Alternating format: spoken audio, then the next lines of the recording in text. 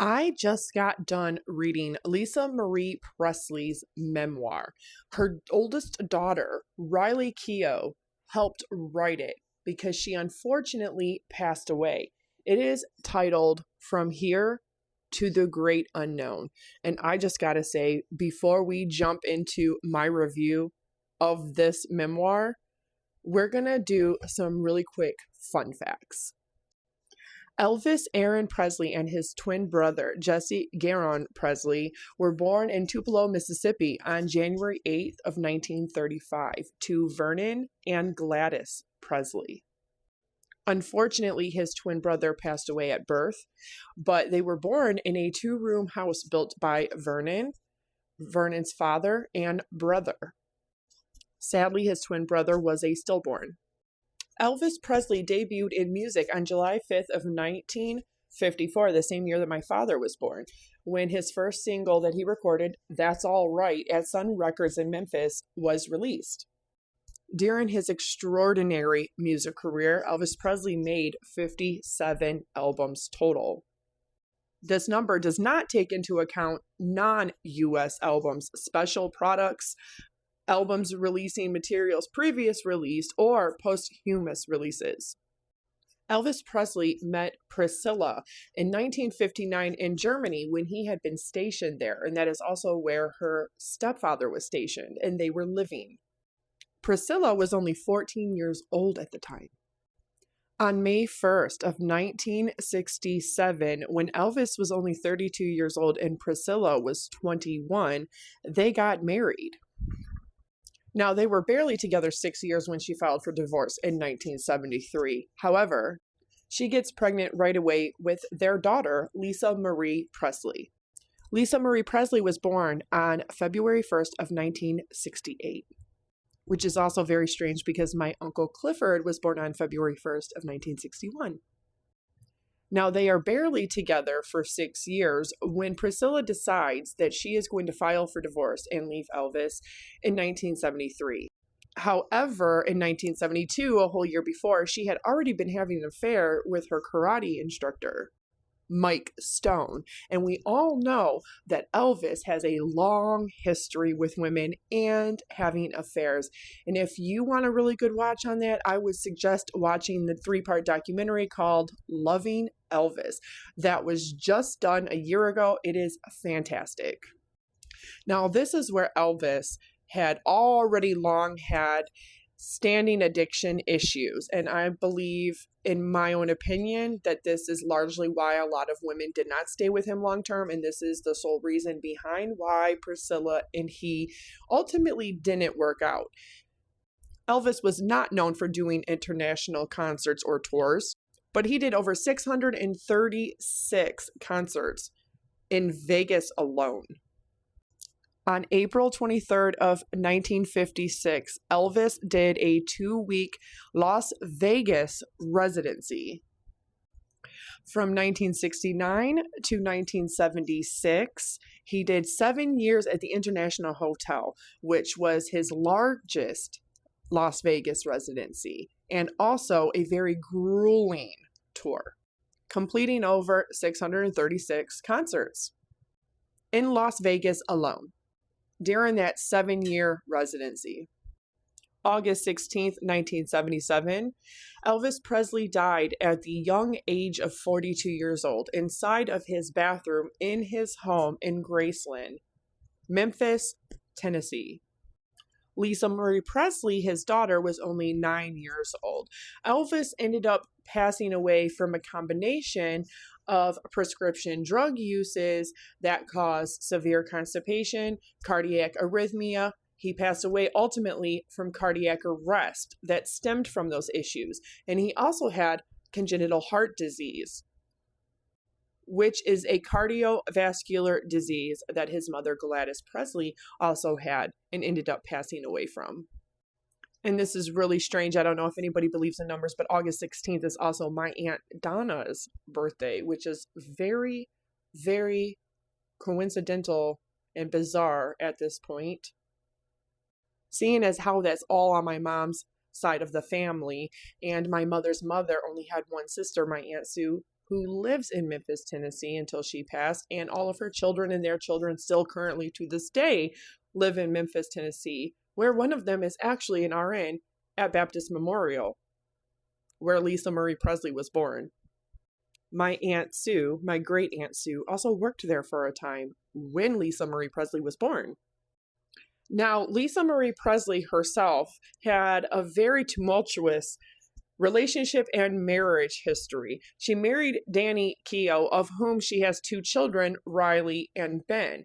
But she went on to also marry Michael Jackson, Nicolas Cage, and Michael Lockwood, whom she has twin girls, fraternal twin girls, Harper and Finley. This is Riley and Ben Keough from her first marriage to Danny Keough.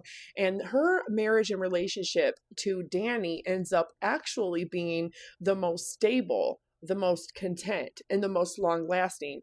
From the time they met when she was only 17 years old to the very moment she passed, Danny was with her. He always, even through all of her subsequent marriages, either lived in a guest house or was very close by, or lived in a bedroom inside of her house, or was on the property in one way, shape, or form. So, of course, they have 2 children and they are a family. Of course, those kids start to grow up, where Riley finds the love of her life, marries him, and ends up having a baby via surrogate, whom she names Tupelo after the birthplace of her grandfather, who she's never met, Elvis Aaron Presley. Now, during this time, Lisa Marie Presley also has a half-brother because her mother, Priscilla, goes on to have Navarone Garibaldi, whose full name is Navarone Anthony Garibaldi Garcia. He was born on March 1st of 1987 because in 1984, Priscilla gets married to computer programmer Marco Garibaldi Garcia, and they divorced in 2006. Lisa Marie Presley was very close with her one and only son, Ben Keough, who she called Ben Ben. He sadly took his own life on July 12th of 2020 during the COVID-19 pandemic. He was only 27 years old. Lisa Marie Presley still had her twin daughters, Harper Lockwood and Finley Lockwood, who was from her marriage to Michael Lockwood. But once she turned 40 years old and she had a cesarean section giving birth to them, this is when Lisa Marie Presley's life completely unraveled in the worst way possible. She had an elective bariatric surgery after giving birth to the twins via cesarean section, which is when she was first prescribed hydrocodone, an opiate prescription medication. And this led her down a path where she became severely addicted and was abusing these medications. We know at some point Lisa Marie Presley switches over to the use of buprenorphine and oxycodone. Sadly, Lisa Marie Presley deteriorated right before our very eyes. A few days before her unfortunate passing, Lisa Marie Presley looked very gaunt, distraught, grief-stricken still, out of it, incoherent, and had trouble gaining control over her own motor skills because she attended the Golden Globes, which is the last time we would ever see Lisa Marie Presley alive and on the red carpet. On January 12th of 2023, at only 54 years old, Lisa Marie Presley is found unresponsive in her home and is declared deceased at the hospital. Now, autopsies have been done, and we now know that she actually passed away from complications of a small bowel obstruction that stemmed from her bariatric surgery 14 years prior. And it didn't take but a few days for Priscilla Presley to then take her granddaughter Riley to court to contest the will of Lisa Marie Presley, largely because it cuts her out, and Barry Siegel, who was co-trustee with her. still wanting money and control. Elvis Presley purchases Graceland house and the 14 acres it is on for $102,000 from the doctor who built it and his wife. On that property, which is not as large as it looks, I was there myself and toured the house in 2011. There is a small section of the backyard which they call the meditation garden, and that is where 7 people are buried today. Elvis Aaron Presley, his stillborn fraternal twin brother, Jesse Aaron Presley, Gladys Presley, Vernon Presley, his mother and father, and Minnie Mae Presley, who is Vernon Presley's mother. Lisa Marie Presley and her son, Benjamin Storm Presley Keough, are now buried there as well. However, a court just this year has granted Priscilla Presley the honor of being buried here as well when her time comes. Priscilla Presley and Elvis divorced in 1973. A lot of people have not seen or cannot get full copies of their divorce record. However, a judge ordered at their divorce hearing that Priscilla Presley is not allowed to privately or publicly use the last name Presley. And of course, she signs off on that. What a lot of people don't know is that her legal last name was supposed to be changed back to her maiden name. Now, because Elvis Presley Enterprises was his entire reputation and brand, she was no longer a part of that, no longer being his wife. So therefore, she agreed. But in the mainstream media, she continues to use Priscilla Presley, and she blames the mainstream media for why they still dubbed her that, although they were legally divorced. And that is a part of the judgment, is that she is not allowed to publicly or privately ever use the name Presley associated to herself again. Priscilla Presley not only has an affair with her karate instructor for a whole year plus before she decides to divorce Elvis Presley, Mike Stone, but she goes on to be linked to over several different men. She's married multiple times. But after Elvis passes away, she is already linking up with Memphis, Tennessee, very wealthy real estate tycoon, Morgan Maxfield.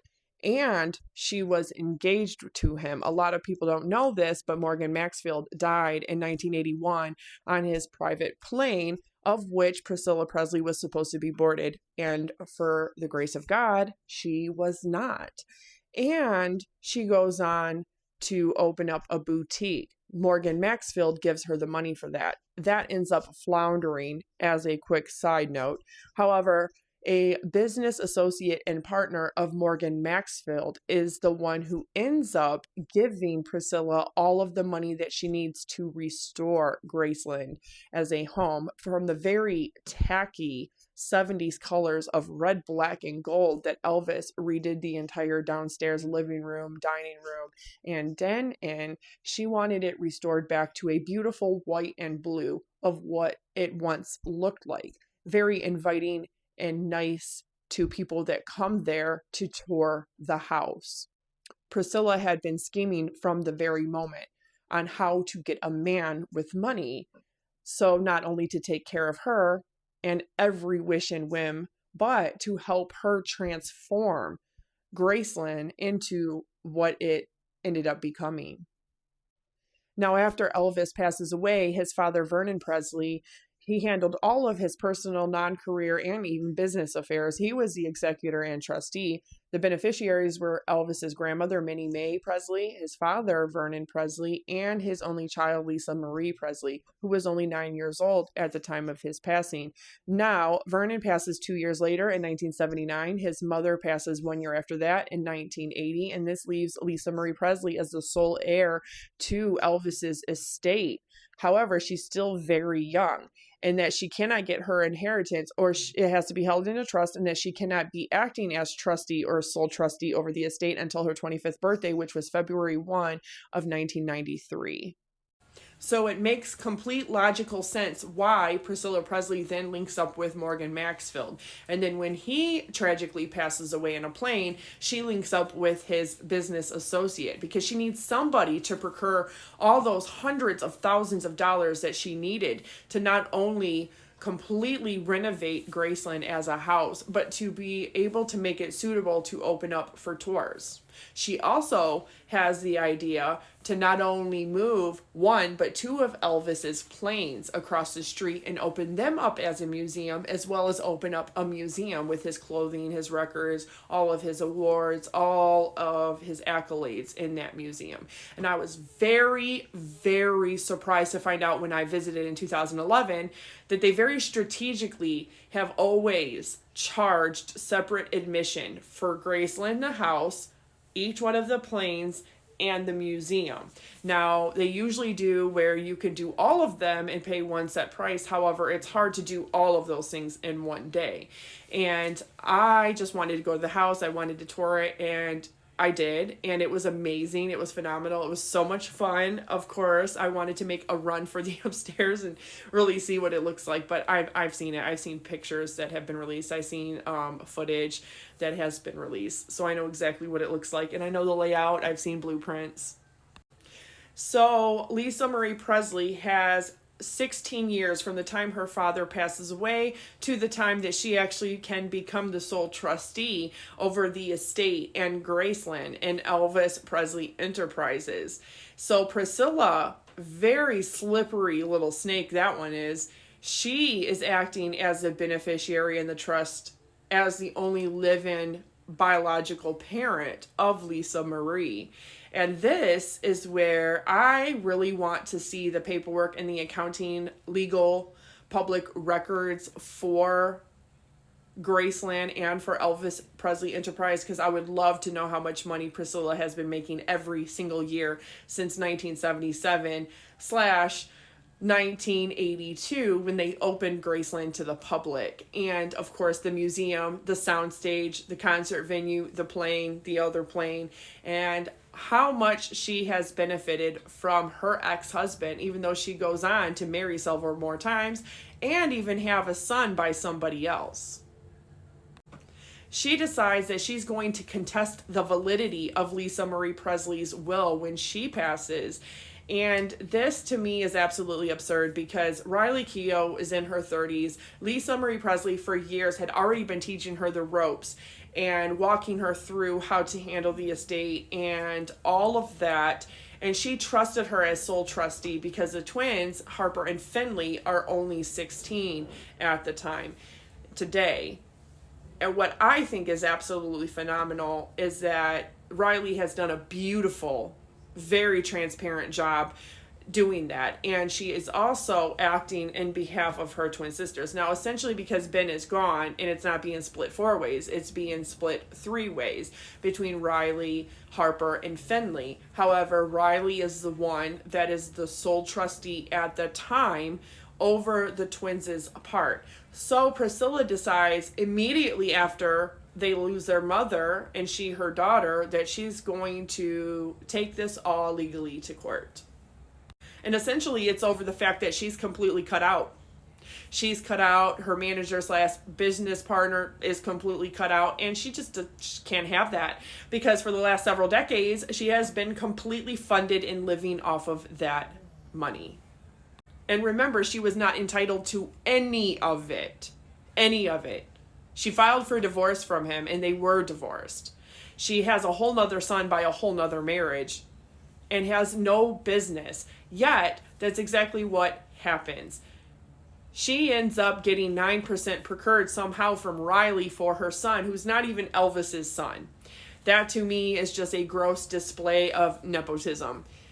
And she also asks her granddaughter for the permission and from the court that she gets an undisclosed sum, and that sum is said to be $1 million. Now, this is supposed to all be sealed because the twins are not of age yet, and they are minors, and it includes minor information, and the court is granting that. However, she's supposed to get $1 million, and she's still supposed to get a percentage in stake in Graceland and Elvis Presley Enterprises, and also be paid a set amount of $1 million as a lump sum. So I think, as far as Priscilla goes, she has made Graceland her entire life because she has done everything she can to make sure that that is her moneymaker. And it wasn't for her kids and grandkids, it was for herself. In 1973, Priscilla Presley and Elvis Aaron Presley are officially divorced. He goes on to have another almost 5-year relationship and engagement to Ginger Alden, who had been living with him at Graceland, and they had plans and a date already set to actually get married. And Priscilla goes on to get married several more times and to date several very high-profile, wealthy men. This is where this book comes in. Because in this book, Lisa Marie Presley talks about Michael Edwards, the man that her mom had dated after her dad for quite a few years, quite a few short years, in terms of her entire life and marriage and relationship. It had been under 6. He goes on to write a memoir later on, and he talks very candidly about how Lisa Marie Presley was about 13 years old. Now, they get together when she's 9. Her dad passes when she's 9. And when she's 10, they move in with him, or he's living with them in their house. And when she's 13, she gets out of the pool. She has a bikini on. She comes over, hugs him, and is excited over something jumping up and down. And he talks in his memoir about how he became figured he was attracted to Lisa Marie and he knew something was off. So I think this gives a lot of credibility to Lisa Marie Presley's claims in her memoir. And now that she's deceased, I'm so glad that I read this because it's an amazing, phenomenal read. She details very deep, harrowing from the time she is 10 to the time she is 14 at the hands of her mother's boyfriend, actor Michael Edwards, who you may know because he was in Mommy Dearest. Completely and forever shattering Priscilla Presley's so very carefully constructed persona and reputation as the one and only great love and the one and only wife and the one and only mother of his child to Elvis Presley.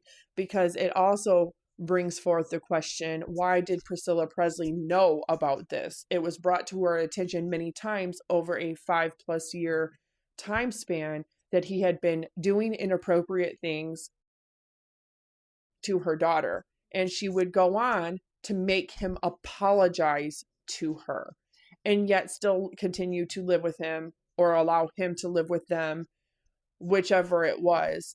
It's disgusting to me. And just reading the heartbreak and the trauma that Lisa Marie Presley had to endure her entire life.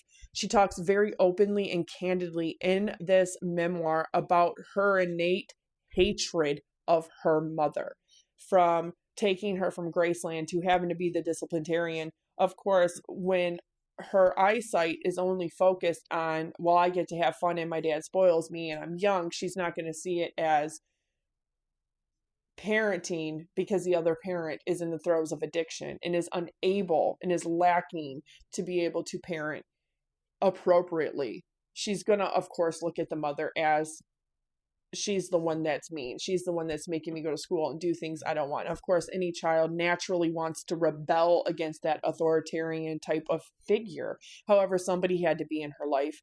And I'm really surprised that Child Protective Services never got involved with how legendary Elvis is. But in the book, it's very heartbreaking. Lisa Marie Presley talks in great detail about her early childhood memories. Now, the first couple chapters were hard for me, and there's 9 chapters. And the first couple were hard for me because as somebody who can pinpoint exactly what was wrong with the editing, Lisa Marie Presley dictates, before she passes away, 16 different audio tapes telling her story. So ghostwriters and editors and her daughter can then help her. Now, she gets stuck. She ends up asking Riley a month before she passes to help her because she's in her 30s and she knows her mom very well. And she says, of course, she will help her. And she comes on to do exactly that. And I commend Riley for having finished this and for being so open and honest and transparent and not protecting Priscilla's so carefully constructed secrets and life and persona that she wants everybody to believe, because that's her selling point for everybody going to Graceland and for Elvis and for Priscilla and for all the movies, the documentaries, the shows, the interviews, all of it. But Lisa Marie Presley does end up later in life coming to different terms with her own mother. And while that's a beautiful thing, forgiveness is always a beautiful thing. And understanding your mother once you've been in your mother's shoes later in life, that's a beautiful thing.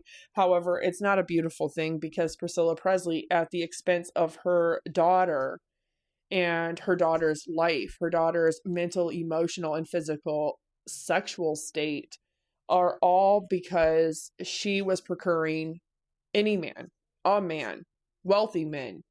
And to me, there is no price that you can put on that. And Riley is so beautifully constructed this memoir. It pans back and forth between Lisa Marie's dictating on the tapes and what she has to say versus Riley's memories of a lot of this stuff. Now, remember, she's in her mid-30s now, so that's really great that she does remember a lot of these things and can recall it better than her own mother could, especially since the last 14 years of Lisa's life, she was struggling very deeply with addiction.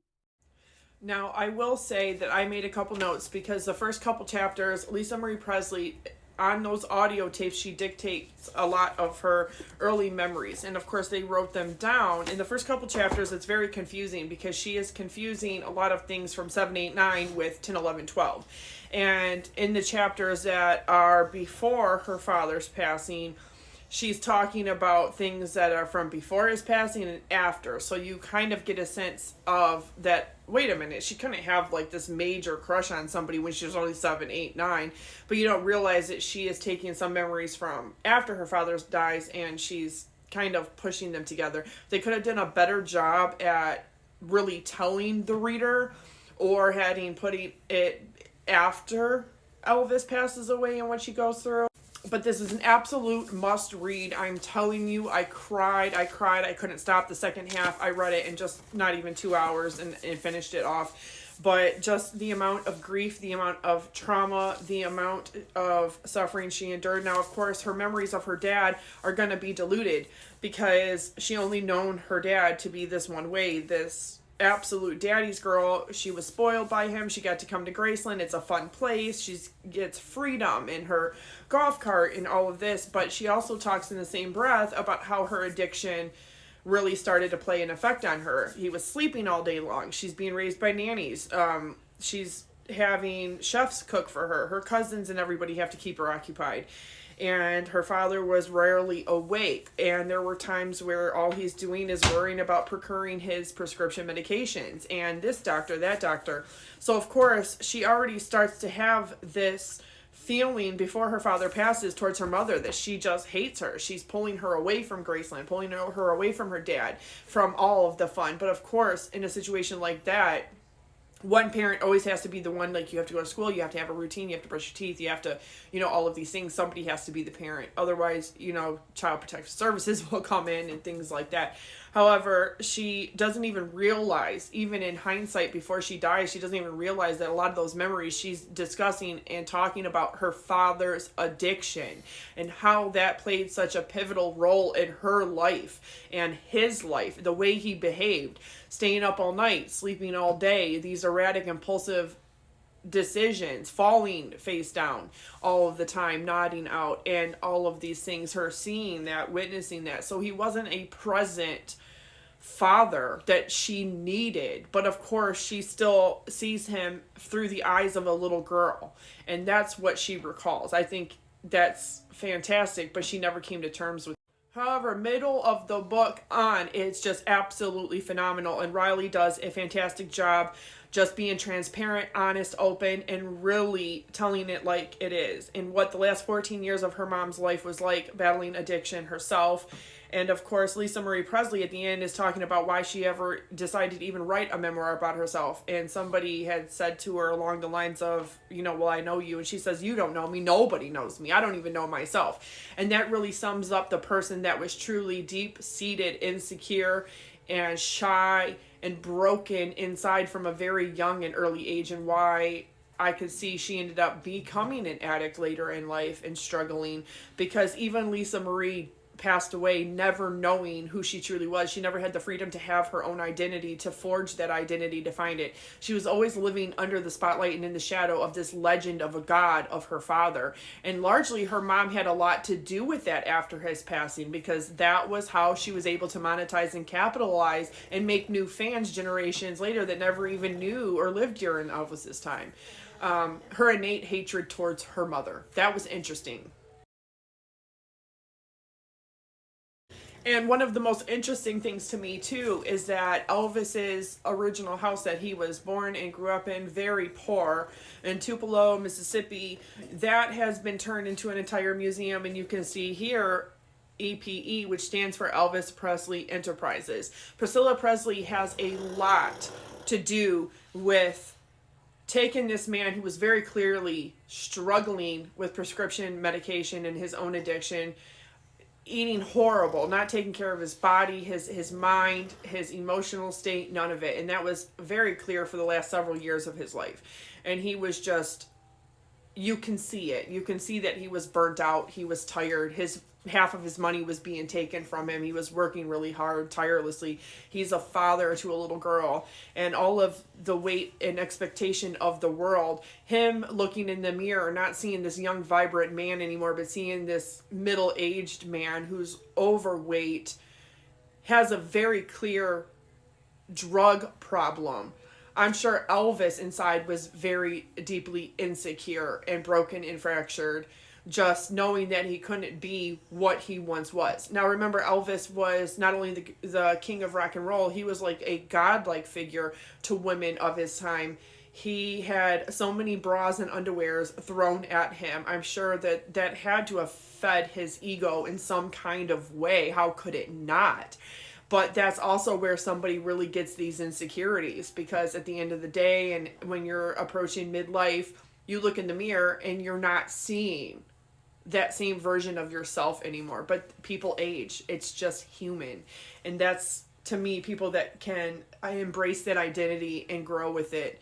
But that's also where addiction comes into play. I think that everybody, if you're interested, if you have ever grieved, had struggled with grief, mental health issues, if you've ever struggled with addiction or motherhood, parenting, losing a parent young, any of those things, even if you're a Nepo baby, which I know that's extremely rare, I'm only speaking to a couple of you, but this is a fantastic book, and I would highly suggest that you read it, because it really puts, not only in hindsight, listening to Lisa Marie Presley talk about it, she was a very stern, very opinionated, very honest, transparent person. And that's what I've always loved about her. That's what made me a fan of her, is the fact that she was just so blunt, and that she tended to, in some way, a part of her always wanted to rebel against anybody telling her what to do. And it's not because she didn't want to do it. It's just the fact that that authority is there, have to rebel against it. Lisa Marie Presley was like that, but yet she's rebelling and she's lost. She's completely lost inside, because she doesn't ever even know who she really is. I think that's reflected in her many marriages and relationships. I think that's very beautiful, though, how she speaks about motherhood, and how she, out of all of these things, that was the one thing that she was good at. She didn't feel beautiful. She didn't feel talented. She didn't feel worthy. And she didn't feel like she should be in this fame and spotlight constantly. People used her to sell photographs to the paparazzi, and that they used her for one way, shape, or another, for a house, for the estate money. Of course, that's one area that Lisa Marie Presley largely did not have to worry about, is financially speaking. So that's one section of the book that I'd say a lot of people cannot relate to at all. Because 99% of us in the United States were not born into wealth. We're not Nepo babies. And we can't speak to the nepotism and having a father that is so legendary. But see, this is where Priscilla Presley was so strategic in building Elvis's entire persona and reputation up after his death, and turning it into a museum, a soundstage, 2 planes into museums, turning his home, preserving it, and this mystique of the upstairs where he passed. preserving that. She didn't preserve it for her grandchildren and her daughters. She preserved it and had that mystery enmeshed in surrounding Elvis's life, legacy, and passing at a very before his time age. That was a whole part of getting people to buy tickets and tourists to come in. And of course, that is a brilliant strategy, and it worked for decades after Elvis has passed. It's also, for what I believe, in my own opinion, Priscilla did it for selfish reasons. She did it to fund herself, her lifestyle, her being able to just, oh, I need a fresh start. At the whim of a hat, you can just go buy a place in England. You can buy a place in Florida. You could still have a house in Hawaii. You could still have this house in Los Angeles and this house in the Hidden Hills. A lot of people can't relate to that part. So Lisa Marie Presley, I don't think she understood the legacy and all of her father and the fame and the interest in her. But she didn't really understand how fortunate she was to have the estate and to have that the financial aspect, to never have to worry about money. And that legacy and that fame and that mystique that has surrounded Elvis, a lot of the people that were alive and loved him during his time, those people largely are gone today. So how do you create new fans? You continue to make documentaries, movies, interviews, and that's exactly what Priscilla has done. Notice she has never done one about herself while Lisa was alive, and of course when she passes, that's exactly what she does. Makes the movie all about herself and her marriage to him, and having to leave him, loving him deeply, but having to leave him because the prescription medications were becoming a severe issue and a point of contention in their marriage. So I think the book is fantastic. I cried. I feel like I relate so much to Riley, but in the deepest, darkest corners of my soul, I relate to Lisa Marie Presley more. Being a mother myself, being married twice myself, and having witnessed all of this. My grandmother passed when I was 6. I had 2 cousins die of heroin overdoses. I had an uncle die from hydrocodone and Ambien. I've had many people that I know and love, unfortunately, pass away from drug addiction or alcohol. I have hardly any family left at all that hasn't passed away or passed away young. And so grief is something that I have always internalized and struggled with immensely. And I have a list of all the obituaries and all of the loved ones that I have lost: my grandparents, my aunts, my uncles, my cousins, a lot of my friends, a lot of acquaintances. And outside of that, my best friend's mother and grandmother, who I was extremely close with my entire life, all of those deaths, I averaged between 7 and 14 deaths from the time I was 6 to now 39. And I put that in perspective one day, and I was sitting there thinking about it, and I'm like, wow, like now I understand why I feel like I'm stuck, like I'm stuck in this world. Like I want to be with my loved ones and see them again. My dad just passed 5 years ago, and my mom just had another sister pass. My dad's sister passed. We had a cousin, unfortunately, tragically pass, jogging on the side of the road. She was struck by a car. And so there's just been so many deaths since my dad in the last 5 years. And it almost makes you feel stuck because you miss the people that you love so much, and you almost want to be on the other side with them. But in the same breath, you're pulled here as a mother because you do have kids.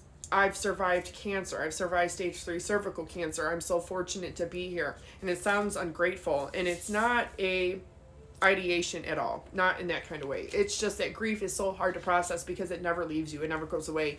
And then when you occur all of this other grief on top of it, it's almost so heavy that your only coping mechanism is to turn to substances. That is so relatable because at the very core of this, it's a human story. It's a human story, and Riley inserting her parts and clarifying and putting her perspective is showing that Lisa Marie, while she was enmeshed in her own grief, she was not able to fundamentally be outside of her own perspective and her own grief and understand that her daughters were also grieving their brother. She couldn't be that parent for them and work them through their grief, and that her mother was grieving the loss of her grandson. and that other people were grieving Ben as well. And of course, I know that that's really hard for anybody to do, but as a parent and as somebody who has gone through it before, that is something that is critical. You have to realize that somebody's passing is not only effective of you, it affects others, it affects your children. And it was really hard for her to be present in the last 14 years of her life.